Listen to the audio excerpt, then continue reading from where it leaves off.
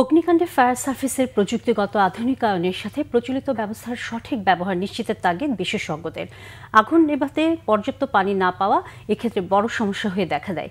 এমনকি বিশেষায়িত এলাকা ইপিজেডেও আগুন নিয়ন্ত্রণে পানির সংকটে হিমশিম খেতে হয় ফায়ার সার্ভিস কর্মীদের। এই জন্য সংশ্লিষ্ট সরকারি বেসরকারি তদারকি সংস্থাগুলোর কাজে আরও স্বচ্ছতা নিশ্চিতের তাগিদ অগ্নি নির্বাপন বিশেষজ্ঞদের। মিরাজ হোসেন গাজীর রিপোর্ট। চট্টগ্রাম ইপিজেডে ৮ তলা ভবনের ৫ম তলায় আগুন লাগে বৃহস্পতিবার দুপুর ২টার দিকে। অগ্নিকাণ্ডের পরপরই ফায়ার সার্ভিসের বেশ কয়েকটি ইউনিট নিয়ন্ত্রণে নিজেদের গাড়িতে আনা পানি ব্যবহার করতে থাকে। বিকাল ৫টা পর্যন্ত ভবনের ওপরের ৩টি ফ্লোর দাউ দাউ করে জ্বলতে দেখা যাচ্ছিল।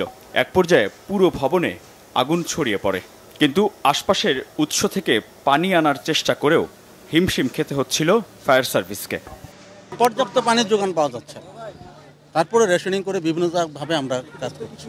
আমি বলছি সার্বিক বিষয়গুলো আমার ঊর্ধ্বতন এখানে আরও অনেক আছে, আমার কমান্ডার আমাদের এইখানে আমাদের সর্বোচ্চ প্রযুক্তিগত যেই ভেহিক্যাল লেটেস্ট অত্যাধুনিক যেগুলো এখানে আছে আমরা এখানে সব প্রয়োগ করেছি। আমাদের এখানে এরিয়াল প্ল্যাটফর্ম রয়েছে, আমাদের এখানে টিটিএল রয়েছে। এক্সপোর্ট প্রসেসিং জোন ইপিজেডের মতো বিশেষায়িত এলাকায় আগুন নেভাতে পানির সংকট সংশ্লিষ্টদের অনিয়মের বিষয়টি সামনে চলে আসছে।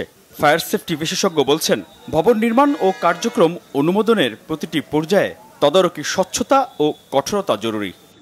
আগুন ধরে সব ফ্লোরে আগুন হয়ে গেল, ১০০ গজ দূরে ছিল আপনার ফায়ার সার্ভিস, তাহলে আগুন ধরলো তাহলে নিভাইতে পারলো না কেন? তাহলে তাদের নিজস্ব ওই বিল্ডিংয়ের নিজস্ব কোনো আগুন নিভানোর সিস্টেম ছিল না। কিন্তু আগুন লাগার পরে আবার নিচের দিকে চলে আসলো, এটা অনেকগুলা জিনিস এর ভিতরে জড়িত আছে। স্ট্রাকচারাল ইন্ট্রিগিটি এগুলো দেখতে হবে যে কেন এটা হলো। ঢাকা চট্টগ্রাম সহ বড় শহরগুলোর বহুতল ভবনে আগুন নেভানোর জন্য প্রযুক্তির ব্যবহার করতেও নানা প্রতিবন্ধকতার মুখোমুখি হতে হয় ফায়ার সার্ভিস কর্মীদের। বিশেষ করে শহর অঞ্চলের রাস্তাঘাট ও অপরিকল্পিত ভবন নির্মাণের কারণে অগ্নিকাণ্ডের ক্ষয়ক্ষতি কমানো সম্ভব হয় না বলে মনে করছেন বিশেষজ্ঞরা। মিরাজ হোসেন গাজী, বাংলা ভিশন, ঢাকা।